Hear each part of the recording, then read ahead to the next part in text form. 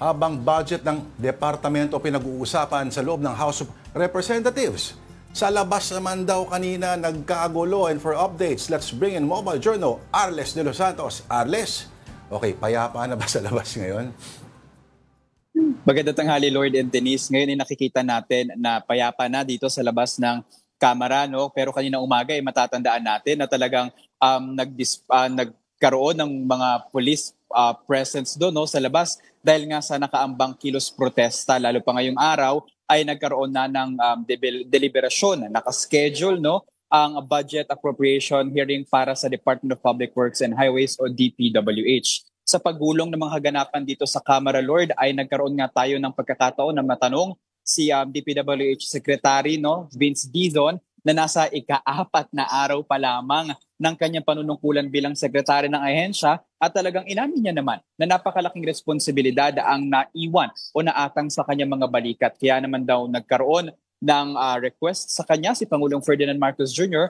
Ayun nga, una ay ang linisin mula top to bottom ang ahensya at ang magkaroon ng complete reform sa loob nito. Dahil ayon sa presidente daw ay nakakaroon ng mga anomalya dahil sa sabwatan at pangungunsinte ng ilang mga opisyal sa loob nito. Kaya naman kailangan ng pagbabago at reposuhin. Kasama na nga dyan yung pagbibitiw ng ilang mga nauna ng nanunungkulan sa DPWH.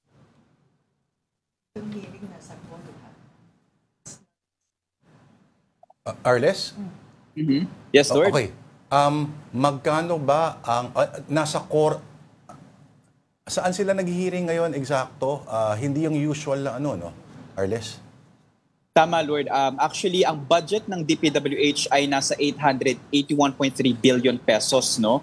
At ngayon ay isinasagawa nga ang hearing. Ngayon ay nakareses pa sila dito sa plenaryo mismo ng Kamara. Kanina nga ay nagkaroon ng panawagan si Secretary Dizon na huwag na muna nilang ipresenta ang kanilang budget dahil nga raw kakailanganin nila ng 1 o 2 linggo na panahon para mas mabusisi itong budget. Dahil matatandaan natin na ang Kongreso at ang Senado ay nagkaroon ng ang ilan sa mga questionableng line projects dito, no? Kagaya na lamang ng mga proyekto na natapos na o napondohan na noong 2025 at sa iba pang mga taon pero nakasama ulit sa 2026 NEP. Kaya naman, sabi ni Secretary Dizon, kailangan pa nila ng panahon para suriin, repasuhin at kung kailangan nga daw na baguhin ang pinaka-budget ng DPWH ay kanila raw itong gagawin. Okay, Arles, nagpapatanong yung producer kung may paliwanag ba kasi normally mga budget deliberation, hearings, ginagawa doon sa parang mga mas maliliit lang ng mga chambers. So, pero ito, parang sa plenary, anong may dahilan ba rito? Kukumpirmahin natin, Lord, kung ano ang kadahilanan o kaibahan nito. No? Pero kahapon, matatandaan natin, ang Department of Health ay dito rin sa plenaryo mismo nagkaroon ng deliberasyon para sa kanilang budget. Kaya naman siguro, no, dahil mas maraming mga katanungan at mas mga malalaking ahensya ng pamahalaan ang nakatutok dito, siguro para mas maka-accommodate kumpara ng mas maraming mga mambabatas kumpara sa mga maliliit na rooms lang kagaya sa Nograles at sa Mitra Hall na talagang limitado ang bilang ng mga mambabatas na makakaupo at makakapagtanong kung doon man isinagawa itong budget deliberation na ito. Arles, balikan ko lang yung binanggit mo about the complete reform. Paki-confirm nga, tama ba na 100% na yung nakuhang courtesy resignation ng DPWH ngayon? Dinis, ayan ang ating kukumpirmahin pa, no? Pero kasi itong reform daw actually 2 request ito mula kay Pangulong Ferdinand Marcos Jr. Yun na nga, yung una, top to bottom reform, and then syempre yung pangalawa na kailangan magkaroon ng pagbabago sa ahensya. Pero natanong din kasi dito sa Secretary Dizon mismo, no, kung ano daw ba magiging parameters ng DPWH para masiguro na magkakaroon nga ng pagbabago dito sa loob ng ahensya. Ayon sa kanya, dahil daw limitado ang oras na mayroon sila, no, lalo pa ngayon na budget deliberation na, siguro magsisimula na raw muna sila bukod doon sa mga pinagbitiw na mga kalihim o mga opisyal ng DPWH, syempre yung mga proyekto na na-point out na ng Pangulo, ng Kongreso at ng Senado, at syempre kasama na dyan yung 268 billion pesos na flood control budget. Na ayon sa kanya, ay kailangan daw kung maaari ay bawasan at ayon na may kay chairperson ng Committee on Appropriation, Micaela Sonsing, na kung maaari daw ay maging mas maging strategic ito. At sa pamamagitan nga yan ng pakikipag-coordinate sa Project NOAA ng UP Diliman. Pwede pa ibalik, may 4 na buwan pa daw eh. Arles, I also wanted to ask kasi total pinag-uusapan yung flood control. I believe it was Zamboanga del Norte Congressman Amatong na nagsabi na kung pwede yung budget daw ng DPWH this time ay hindi lang po sa flood control dahil dun daw sa kanila ay may mga daanan na hindi pa nga daw nasesemento. How did Secretary Dizon respond to that?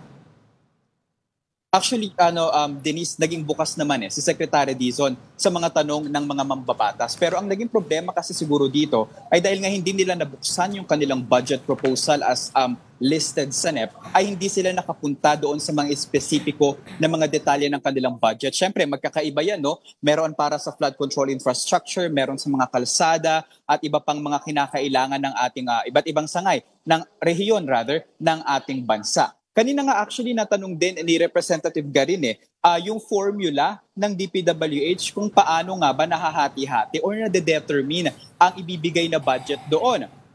Kanina ay nabanggit na mayroong mga rules na parang 70% ng budget para sa infrastructure ay para sa national roads, and then yung the remaining ones ay para doon sa mga mas maliliit na mga daanan, At bukod pa nga dyan, syempre, kinumpirma din naman ni Secretary Dizon na patuloy daw nilang itong sisilipin at babaguhin para mas masiguro na walang mga anomalya. Kasama na dyan yung mga questionable din nga, ito, out of flood control ito, yung mga rock netting, cat's eye, at yung mga paulit-ulit na mga kalsadang inaayos, yung mga pinapatungan ng mga asfalto. Narinig natin na ang dahilan daw dito kasi ay dahil ang budget formula ng DPWH ay nakabase sa historical allocation nito. So kung napondohan iyon sa mga nakaraang taon para sa pagsaayos sa mga kalsada, ay malaki yung tsansa na mapondohan ulit ito. Siguro ayan yung tanong ayan ang sagot sa tanong ng ating mga kababayan kung bakit nga ba paulit-ulit na inaayos yung mga kalsada. Siguro nga raw ay ayun nga ang dahilan dyan, yung paulit-ulit din itong nabibigyan ng budget. So kung hindi nga naman magagamit yung budget, saan ito mapupunta? Alam ko na yan kung saan pupunta, pero hindi ko sasabihin. Arles, so hindi totoo na kaya raw sa plenary ginaganap kasi marami rin dyan ay mga kontratista din. Arles, okay, cambio akong konti Lumulutang pa rin ba yung usapin na ipatawag daw sila Zaldico at Grace po at kung sino man ang umupo doon sa small committee na yan para mapanagot? Alam ko kasi medyo dinidelay pa tinatry i-aikido yung usapan di ba? Lord, mahalaga kasi nating tignan daw, ayon kay Representative Ridon, na itong usapin ng flood control projects ay nakaiba doon sa usapin ng budget. So kung magkakaroon daw ng pagpapatawag kay Representative Ko, and I quote si Representative Ridon, ay dapat House Appropriation din ang tanungin patungkol dito. Ayan nga kasi si Representative Tiangco ay talagang pinupush kung pwede nga raw ipatawag si Representative Zaldico na nasa Estados Unidos na nga raw na ngayon ay nagpapagamot. Kay Senator Grace po naman ay kanila rin itong kinukonsidera, pero may mga usap-usapan din kasi na medyo maliit yung tsansa na ipatawag ito sa tri-committee at least. Pero kung magkakaroon din ng pagdinig at pagsilip ang House Appropriation ay maaari nating asahan. Pero wala pa itong kumpirmasyon na makasama si dating Senator Grace Poe sa mga ipapatawag. Alright. Maraming salamat sa iyong ulat. Tapos na ba yung hearing, Arles? Sa ngayon ay naka-recess sila, naka-lunch break pa, Lord. Matindi. Mahaba-haba. Ayan sila nag-lunch break. Yan talaga mga masisipag talaga na mga Anyway, maraming salamat sa iyong ulat. Mobile Journal, Arles de los Santos.